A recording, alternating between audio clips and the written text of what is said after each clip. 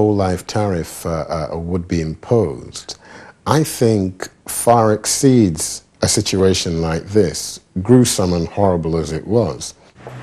Little consolation for the families, but they left court after hearing the judge had taken into account the impact on them of the loss of Holly and Jessica. Margaret Gilmore, BBC News at the High Court.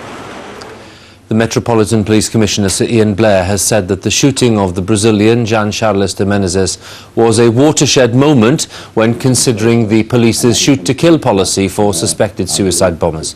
The victim's family, on their visit to London, have been shown CCTV footage of his final moments before he was killed in Stockwell Underground Station in July.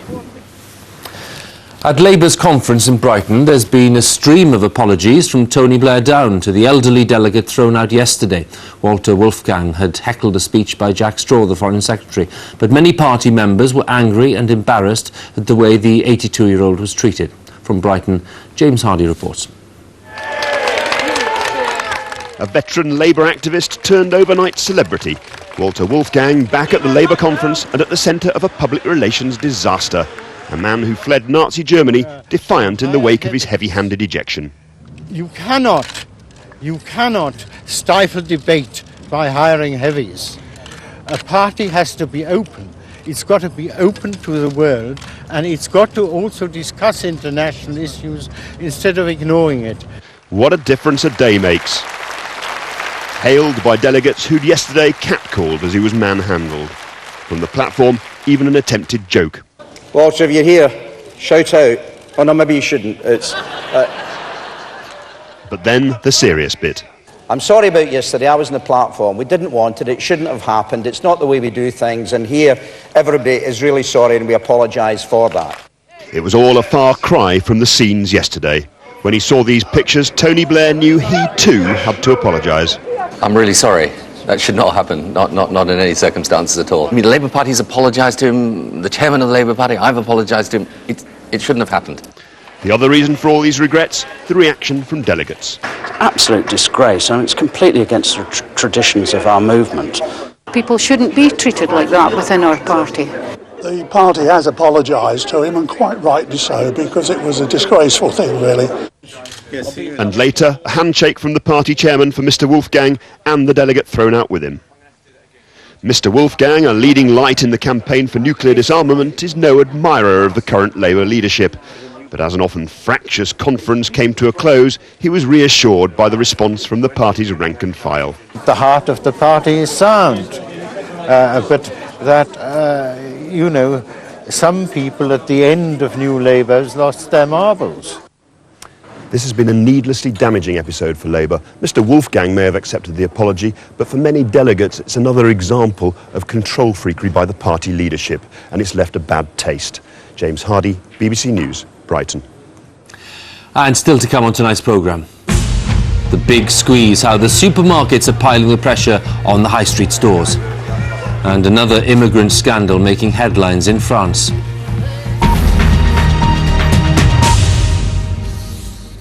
Algerians have been voting on a national reconciliation charter which is meant to end years of violence between militant Islamists and the country's security forces. If the result of the referendum is a yes, there'd be an amnesty for many of those responsible for bloodshed. An estimated 150,000 people died during the country's civil war. Jeremy Bowen reports from the village of Reis, scene of one of the worst massacres there. At least 150,000 people have been killed since 1992, when the army cancelled elections an Islamist party was about to win. Now most Algerians want peace. So why should we care about what happens in Algeria? Well, the war here incubated Islamist violence that's already been exported to the streets of Britain and France. This place is about 3 hours flying time from London. It's not just in Algeria's interests that they sort their problems out. Algiers feels much more like a normal city these days. People worry about different things, about the lack of jobs, rather than the chances of being killed. The current president, Abdelaziz Bouteflika, campaigned hard for his charter for peace and national reconciliation, saying it would restore stability. But Algeria has deep-seated problems that the Charter won't address. Thousands disappeared at the hands of the security forces. The families left behind want to know what happened. I'm a mother to a girl of 10 years now, and she doesn't know what had happened to her father. And the problem is that I'm not able to convince her about his fate, and I'm not able to tell her that, okay, he's dead and it's over. The Charter effectively clears the security forces without demanding an accounting of what they did. The families will get money, but no answers about what was a very dirty war. This was Rais, a small, poor town outside Algiers in 1997, when the authorities were demonstrating how not to deal with an Islamist insurgency. Thousands of civilians were being killed by the insurgents, and some said by military death squads. In Rais, where 800 died in a night, I met Abdun Noor, a 5-year-old whose parents were killed. He'd been found under a pile of bodies. Now he's 13, looked after by his extended family. Even though the amnesty will not apply to people who carried out massacres, Abdun Noor's uncle is outraged that any Islamist killer is being pardoned. The government hopes to persuade the people to forget. In places like this, they can't. The Charter may work because this country is exhausted, but it ignores why and how so many died, and that is not a healthy way to begin again. Jeremy Bowen, BBC News, Rais.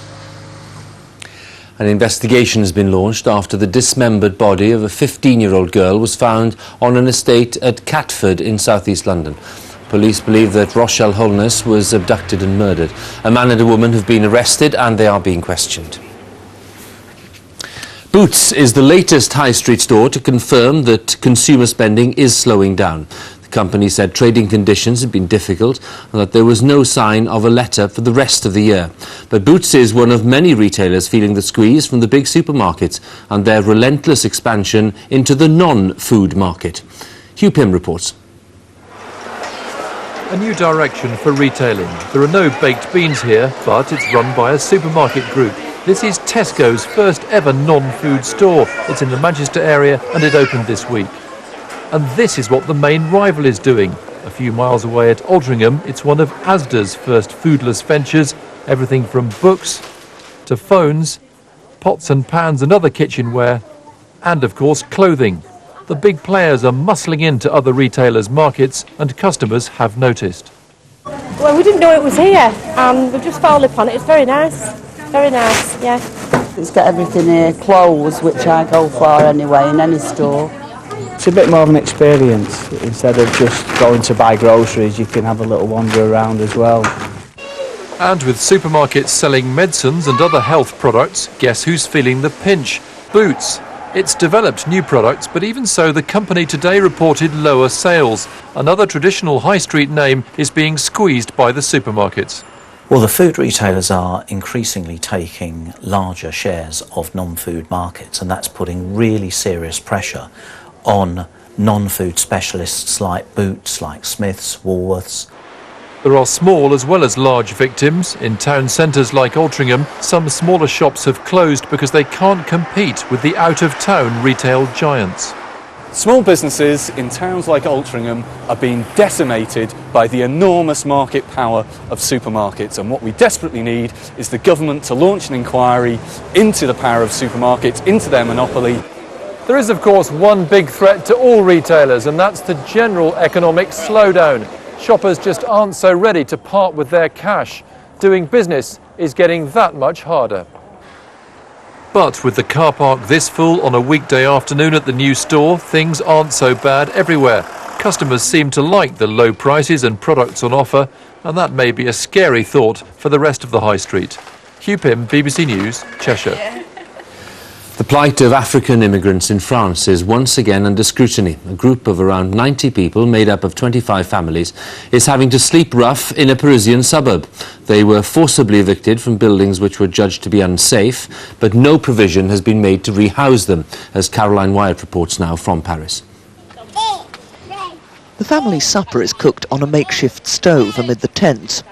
Yet this is not a refugee camp, although it is a refuge of sorts.